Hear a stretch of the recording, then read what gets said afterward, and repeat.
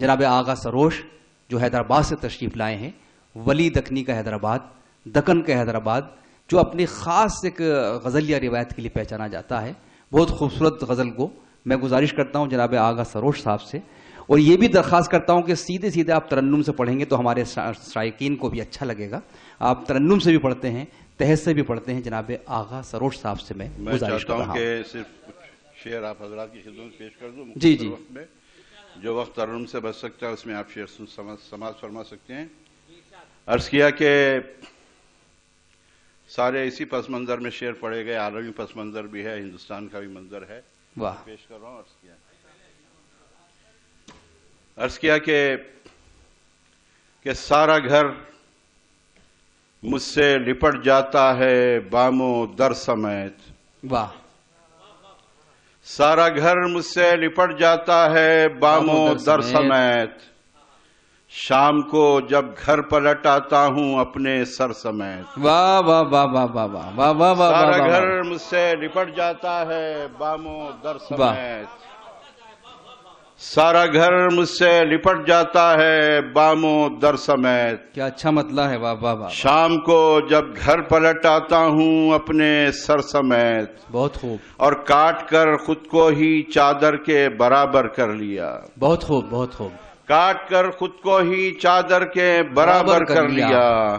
پاؤں پھیلاتا تو کم پڑتی زمین چادر سمیت. کیا کہنے ہیں. واہ واہ واہ. کاٹ کر خود کو ہی چادر کے برابر کر لیا. کیا کہنے. پاؤں پھیلاتا تو کم پڑتی زمین چادر سمیت. اور دیکھ کتنی نفرتیں بوئی ہیں تو نے باغباں. دیکھ کتنی نفرتیں بوئی ہیں تو نے باغباں.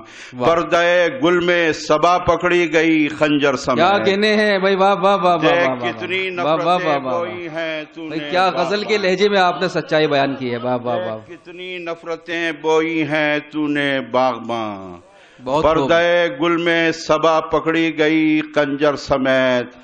دیکھ کتنی نفرتیں بوئی ہیں تو نے باغباں. واہ. پردے گل میں صبا پکڑی گئی خنجر سمیت. اور تم فرات و نیل میں رستے بناؤ تو صحیح. بہت خوب.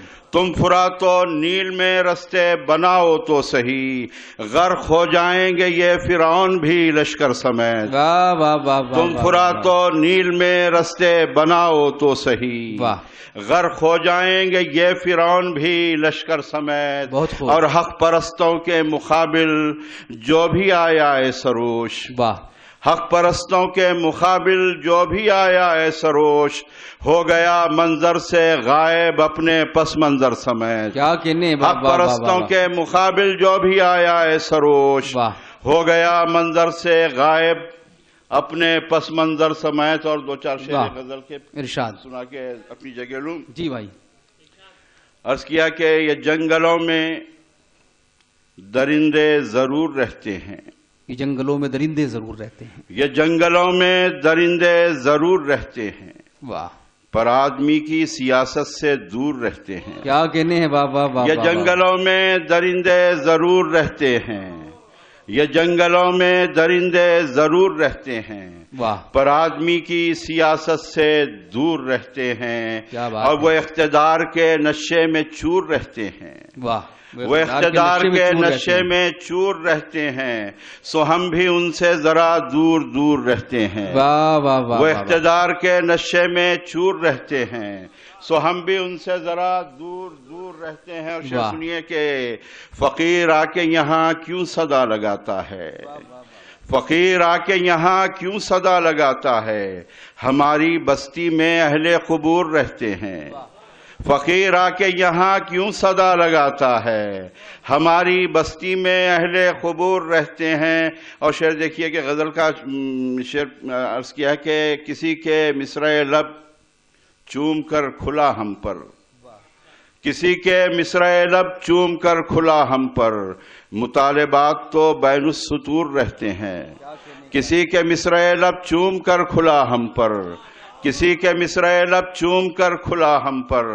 مطالبات تو بین السطور رہتے ہیں. اور یہ دو شعر کے جو ظالموں کے سروں پر فلک نہیں ٹوٹا. واہ.